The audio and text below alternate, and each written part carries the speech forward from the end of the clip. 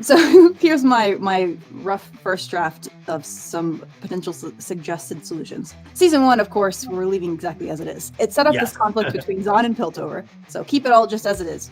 Season 2 out of 3 should have been an entire season with that conflict. So that would just be the war between the top and the bottom. I want to see that. Yep. That is one plot thread, right? So so if we're telling one season of a story, we should have had a whole season just about that. Not only because that is one plot thread, but also because that is what we were primed to look forward to. And so we really needed to have a delivery on that. So I would have loved to see an entire season with Jinx and Vi on opposite sides of a war. Like we had one battle. We had one battle. I wanted to see an entire season of that. And this, so here's where now we're going to start getting into, I'm going to move elements around. Oh, the other thing I wanted to say about this creative exercise, I'm not changing anything. I'm not like, so we're going to keep things like Mel having her magic, stuff like that. I'm just moving things around. So what if we had all the same elements, just restructuring it? Okay, so here, Vi and Caitlyn's relationship progresses. During the season, we see them kiss, we see them have sex, we very much see them together building a relationship. Meanwhile, we see Jinx, something I think one of you guys said last time, we see her become a leader, an agent of chaos, right? But slowly over time, not just in one episode, we see, and not just off screen, we watch as she slowly changes her nature under the influence of the small kid, Isha.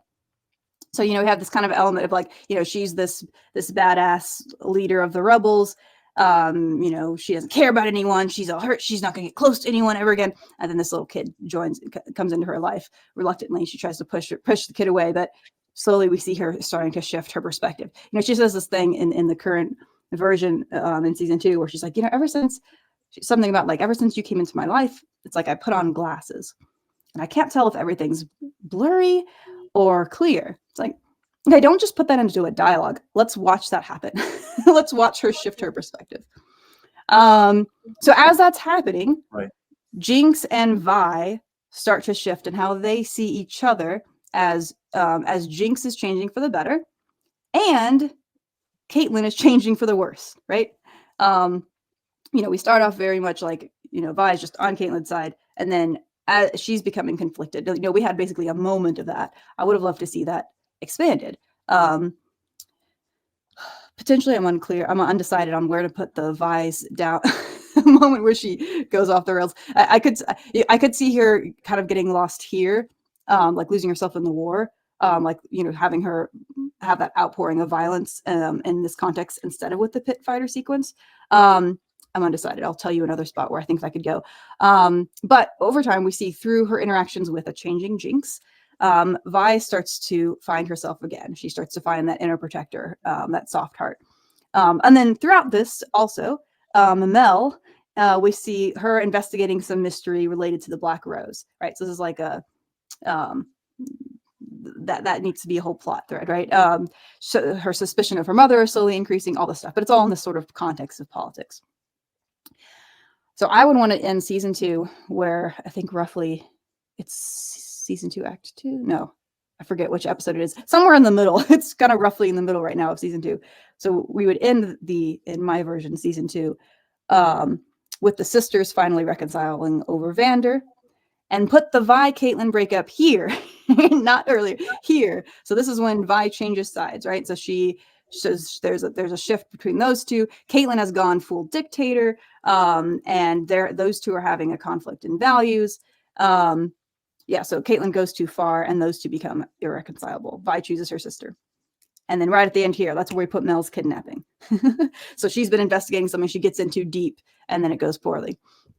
And we can hint at some of that big arcane magic stuff that's about to become bigger, because that was kind of how it was in the tone of season 1 of the show. It was a part of the story. It wasn't like overpowering, as it became in the act 3. And then I would suggest at the end of this version of season 2, end this part with Victor waking up.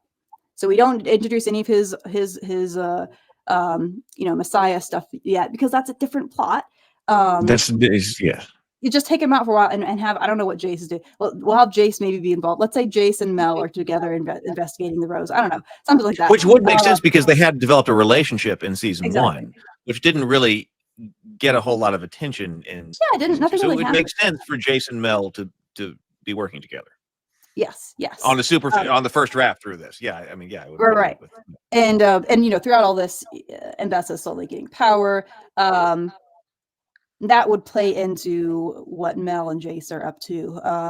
And Caitlyn's, Caitlyn becoming more and more aligned on that end. All right, so there's my version of season 2.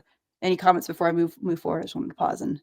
No, that's much better than what we got. A little bit more steady with the pace and a little bit more character focused, with the character arcs being the reason for the pacing. So, yeah, that would have been much better. And I think it's essential, based on the ending of season 1, to have a Piltover versus Zahn conflict, a large-scale confrontation between these two groups of people. All right, so only in season 3 do we introduce this idea of an external conflict that can finally unite Zahn and Piltover. They have a common enemy. So here's how it set this up. Okay, so entering season 3. So here's our first act of season 3. We introduce Caitlyn's rebound, like we saw, which is going to set up the later betrayal as currently written. And so if Vi doesn't have her dark moment earlier, we could put it here, just like how it was before. She's reacting to this breakup. And it will hit so much harder now because we've actually seen them together. We've seen them like fighting together, growing together. We see them have an entire relationship, and then they break up.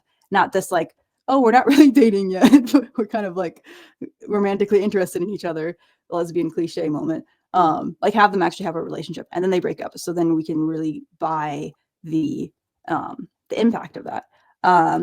And okay, so start the Messiah Victor storyline here. In this first act of season 3, this is when Jace, Echo, and Heimerdinger all get swept away. We see that like what is now episode 7. This should be like maybe episode 2 or 3, where we watch Echo have his alternative experience in another the other time. What do you call it? The other universe where he gets his time power. Yep. So we're introducing this early on in this season. Jace gets all, he has his moment of, oh, the magic's evil, and he comes back and he tries to kill Victor, but this backfires. So now Victor is more powerful than ever before. So this is going to oh wait, sorry, let me go back. I have some more things that are in the first act. So in the first act, Mel escapes her prison and gains her power, but perhaps she conceals it at first, because we want to still see her as the sneaky politician, right? So she's going to get close to her mother, regain her mother's trust, even as she plots against her. Sorry, I'm just reading my notes. Am I still in what I was saying would be the act 1? I think so. I don't know. So basically all that stuff would have to, because those are all things that are being set up in the first act. So then at some point here, we see Vi and Caitlyn reconcile as Caitlyn realizes she's been in the wrong. Mbessa is the true enemy, has been using her, etc. And so, we can have that more earned by having a lot of time with that. And then here Caitlyn joins the Undercity, right? So we're still having like a war between these two sides, but she joins, kind of like what we saw with that moment where she betrays Mbessa, like have a moment like that, but here. And then this is something that would take a lot longer. Kate and Jinx also reconcile, but both of these characters have to wrestle with the harm they caused each other.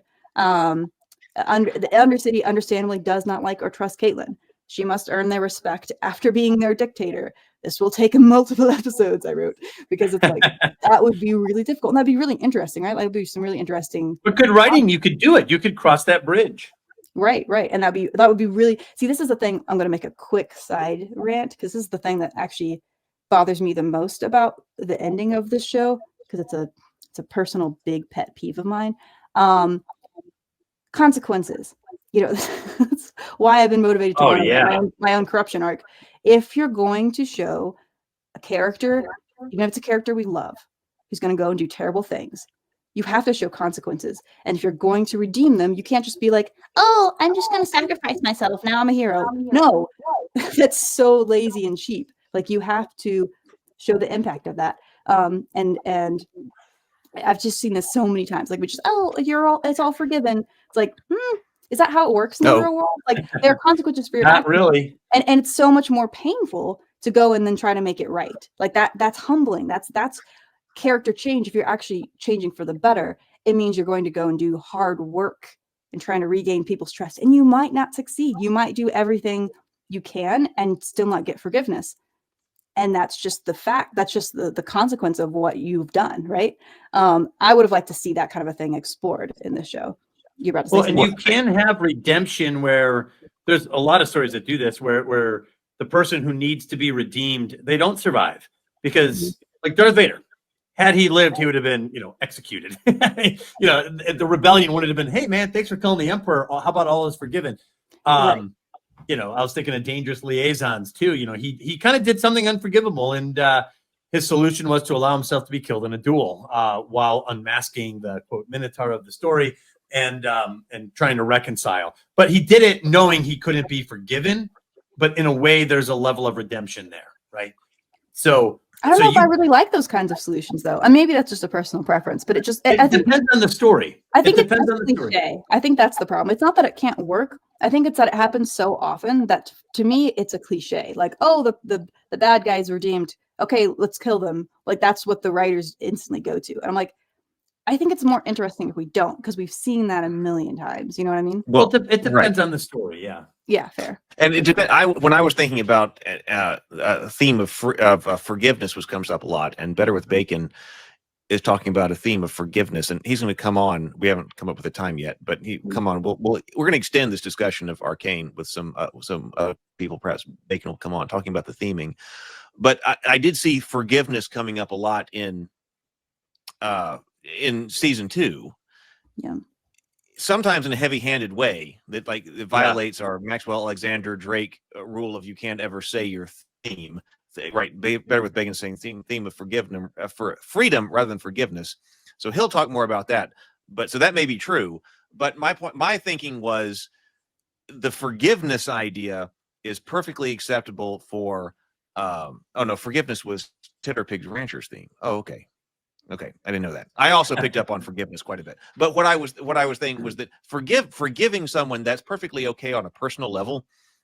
That when you're dealing with a personal arc, that in order to get past whatever you're dealing with, you really got to forgive this person. Okay, that's fine. But that doesn't, what Brianna's talking about, absolve that person of the consequences of what that person is forgiving them for. Right. And we didn't see that here. It may be that Kate has to forgive Jinx, but especially if what I was saying about seeing Jinx at full power, and you're talking about making her the leader of that, Kate can Vi can forgive Jinx, or Kate can, whatever. We can have these forgiveness, but just those personal forgiveness doesn't absolve you of the responsibility of what we've done. And so the story has to deal with both of those. Yeah, the cheap way out is death. A cheap way out is death. That's a good way to put it. I think that's why I don't like it. It feels cheap. It feels like we're just going to escape the consequences. But they're dead. Okay, no worries. And I felt like that as well, because we did have Mbessa's dead, Jinx is dead, okay, or not. There's some ambiguity, maybe, at the end, whatever. But at least she would be dead to everybody in the story. As far as that perspective, that that we're not dealing with any legal consequences or moral, because she's dead, even if she's not dead, because they want to make a appearance in a cameo appearance on the show or something. Okay, but she's dead there. I was like, that's easy. It can work. So it absolutely can work sometimes. We're talking about Darth Vader, the death of Darth Vader. Yeah, you don't want to keep what would you keep him alive and Return of the Jedi? Let's not see Darth Vader on trial by the Galactic Judiciary or something that. Yeah, I think and that one it's because there's the emotional resonance resolution of the father and son relationship, and it kind of needed to end right there. Right. Well, that's what I'm saying. It depends on the story. That might be the best solution, but yeah, obviously, I think what you're trying to say is explore other solutions before that should be like a last resort type of solution. Yeah, I think so. I think it can't be your it can't be a crutch. You can't just default to that. Okay, and then the other thing, play up Maddie's hurt and jealousy way more. So she realizes that was fake. Oh yeah, non-existent. Yeah, we just glossed over that. So she realizes she was being used, that Kate never cared about her. But this isn't my one time I'm going to introduce something that's not an element that already exists, I suppose. It would be fun if she, I guess this actually already is happening in there, just barely. I want to see her pretend to still be on Caitlyn's side. Maybe she goes as far as like pretends to join forces with her as like a double agent or something like that. That would be fun to watch. Yeah, if you had time, you could really work with that one. I know there's so much potential there. Yeah. Okay, so we're talking about like, right, why. Even when Ambessa was like, I told you about getting involved in I was like, this sounds like a personal relationship, not a professional relationship. But okay, whatever. She was still getting at. But I thought that, like, when she said that, I wasn't thinking betrayal. I was thinking, like, what are you spending your time doing? And like, are you favoring this person over some of your other soldiers and things like that? I mean, there are a lot of things that could have meant. So yeah, yes, absolutely expand that, because it kind of came out of nowhere. Yes, there was that line that she delivered, but that could have meant a lot of things. Play it up. Absolutely agree. Okay, so now I wanted to talk about having them have a common enemy. So how would you set that up? A little bit differently than it currently is. So I would say, so basically, let's show Victor's cult becoming a problem that's plaguing Zahn. Like somehow, like right now, it's just kind of there. But like let that. Oh, and they're way over there. What's that? Oh, and they're way over there too. Yeah. So where is that compound, by the way? I don't know. But it feels vaguely Zahn. I guess I don't know. But it should have been like something that, maybe at first everyone's like, oh wow, what is this? And then it starts to become, oh wow, what is this? This is a cult, and it's like everyone's kind of becoming these weird zombie people. Like it should have been something where like people in Zahn are getting really uncomfortable and really concerned, and it's maybe even maybe they're being, I don't know, like there's so much you can play with. You got to show them encroaching into society. What's that? You have to show them encroaching in society. Exactly. In fact, Game of Thrones with Sparrow and his cult, they did a pretty good job of showing them kind of invading society and becoming problematic, and then starting getting into the power structures, and you're like, whoa, what the heck? Oh, that's an excellent point, Doug. Man, I like that you made the equivalence to the Sparrow and his group, because I hadn't thought about that, because the obvious parallel that I thought of, and that a lot of people also on the internet thought of, is the White Walkers. That, okay, you have the Game of Thrones political situation going on, but they established rather early that there is this outside threat that none of them are taking seriously. Right. That's like the existential threat. Right. But we have kind of an existential threat going on with Victor and his stuff. But I like that, the analogy with the Sparrow and his group, better with what Brianna is talking about. So it's infiltrating society. It's more like the Sparrow. I love that. Yeah. I was just giving an example of what Brianna was laying out for her plan. Yeah. I like that. I like that a lot. I haven't seen that on the internet before. So there you go. So we have that going on, right? So Zahn's got a problem. And then up in Piltover, I don't know exactly how this looks like, but somehow Ambessa's conspiracy is plaguing Piltover. Ambessa's becoming a problem up there. Okay. And then, so each of these sides has a problem, and then those two sides ally with each other. Ambessa's allies join with Victor. JC's Worth is going to go, and that's what creates the uneasy alliance between Zahn and the rebellious members of Piltover against that common enemy that's threatening them all. Both of their problems become one problem, and it's a bigger problem than whatever they're having in their top versus down. And it could even be like the crux of the top versus down stuff is actually coming from the top of the top. That's like those. Not all of Piltover necessarily is going to be supporting this sort of this heavy-handed dictator, whatever the word is, like dictator stuff. And so that can be some way that you could play it. So this would be where Maddie pretends to be one of those rebels, but she's really aligned with Ambessa. So you have basically a split happening in Piltover, which again is what kind of happens in the story, but like more expanded more. And then this rebellion, so here we go back to our politician character, is orchestrated by Mel, right? So given that Caitlyn would already be with Zahn at this point in this version, Mel is using her intelligence and wit to covertly betray her mother, which drama moment, of course, still hurts. Insert family drama, guilt, etc. Am I doing the right thing? Am I any better than she is? Blah blah blah. You have all that stuff. You got a lot you can play with. And then I don't know if this is necessary, but for me, I feel like I would like to have an actual romance between Echo and Jinx. Like we hinted at that. I don't know why that needs to end tragically. I guess this is not me playing with the existing elements, but I'll get into that more. But I would like to see that happening here. He comes back and then he tries to reach out to her. And then, we have Vi, Caitlyn, Jinx, all slowly healing the wounds between them. They were once enemies at various points, and now they become a powerful team with Echo. Let's say all 4 of them are together. So now, we've got all this stuff set up. When we have a final showdown with all these forces, it's going to feel so much more earned, right? Let's say Mel finally reveals her magic power in this fight for the first time to her mother. Like that would be so much more interesting, right? Like we're seeing her mostly being a politician, and it's not like she's just like she's on the battlefield kind of a thing, but somehow that magic becomes helpful. We see everyone complete their character arcs, all the plot lines and themes are wrapped up. I already said I don't like this. I implied that I don't like this thing with Jinx. I don't think we should have that sacrificial death moment for her. I'm a bad person, so I guess I just have to die now. Like I don't see what that is saying in terms of the themes of the story. So how would you do it?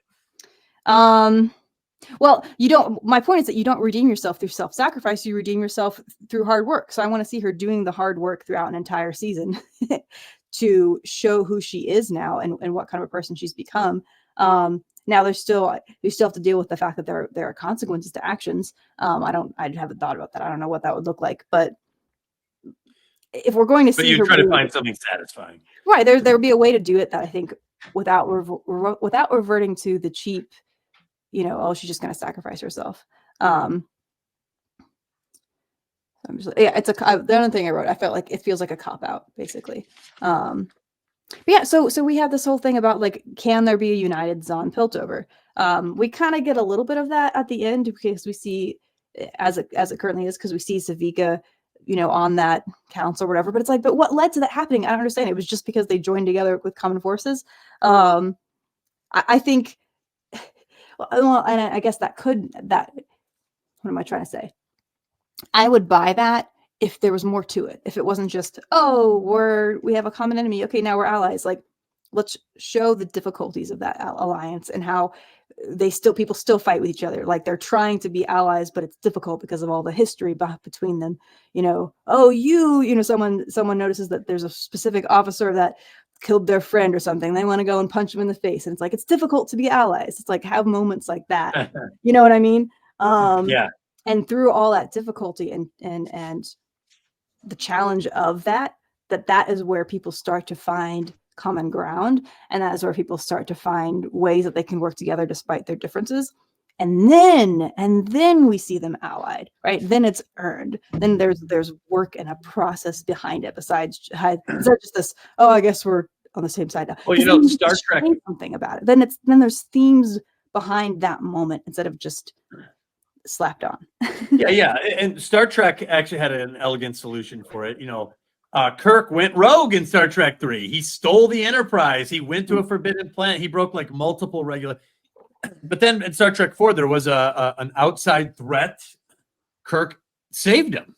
They were on the same team at that point. He saved him, and they brought him before in a trial. And what they did was they dropped all charges except for one, disobeying a commanding officer. So basically, he still had to answer for some things, but the culture made an exception for him due to his extraordinary actions in a time of crisis. So that was a good way to, he didn't die. They didn't forgive him. They didn't forget.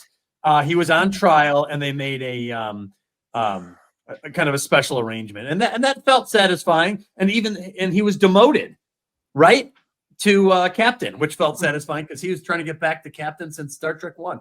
So anyway, you're right. There are ways to do it without killing off the character. That's a great example because that shows like, something like that could have happened with Jinx. Totally. Yeah. Especially if you're what you're talking about. Or When more.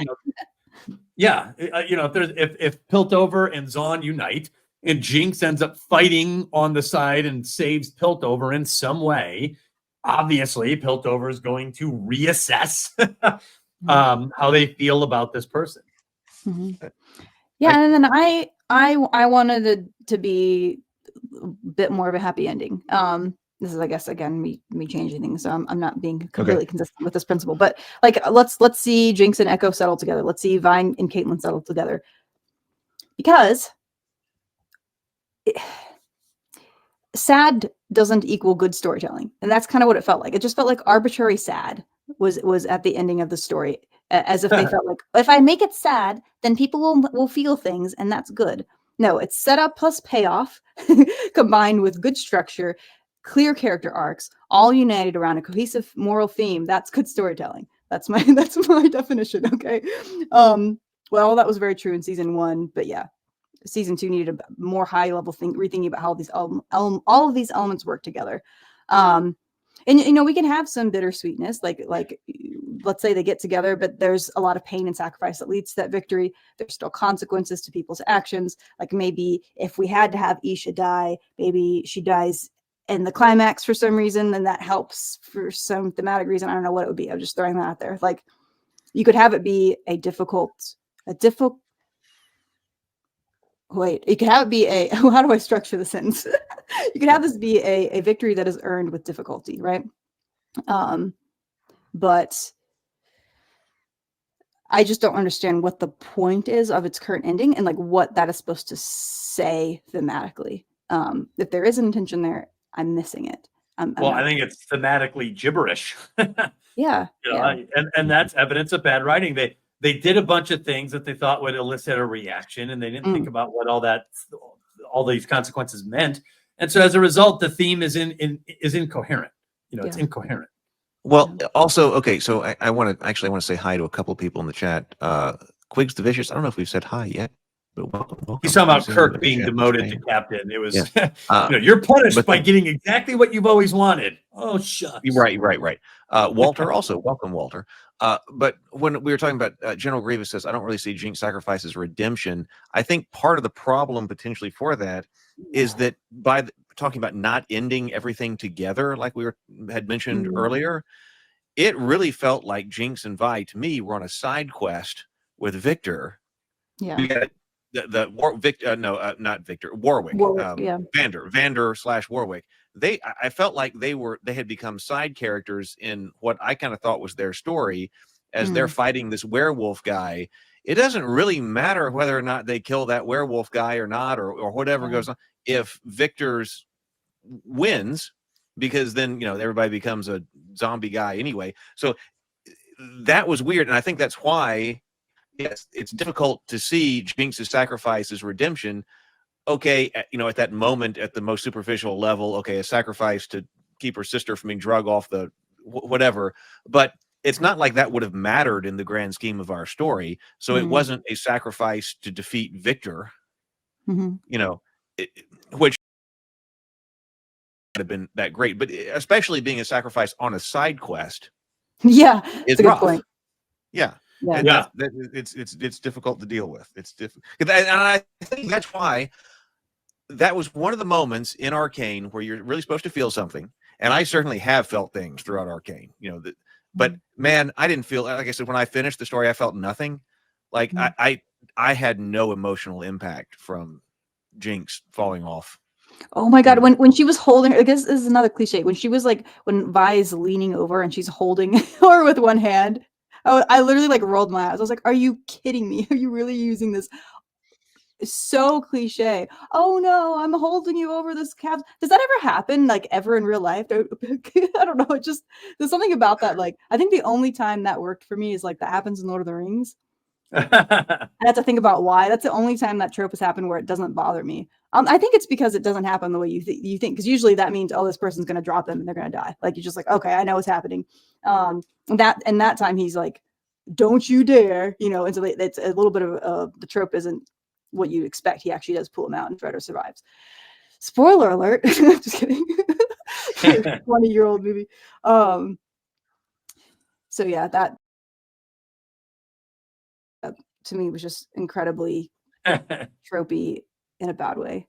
Yeah, I do agree that I felt that Vi and Jinx were a little sidelined in the show. And to me, I was like, that's an egregious mistake because I feel like their relationship is the core of this. Now, there are other relationships that are very close to that core, but Vi and Jinx are the core of Arcane, in my opinion.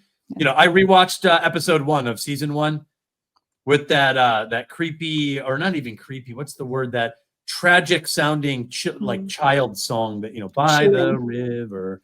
I was like, man, this is so freaking good. You know, the sisterhood is front and center right there, and it's a war-torn landscape situation. And by the way, they show the mother laying dead in that scene, which is something I didn't understand or really catch or when I first saw it. But now that I've seen her in the flashback in season 2, I was like, oh, there's mom dead, you know, unfortunately. But I was like, you know, they are the ones that brought us into Arcane, the show. They should have been the ones to take us out, not with a quick scene, but with a complete, full, and satisfying arc.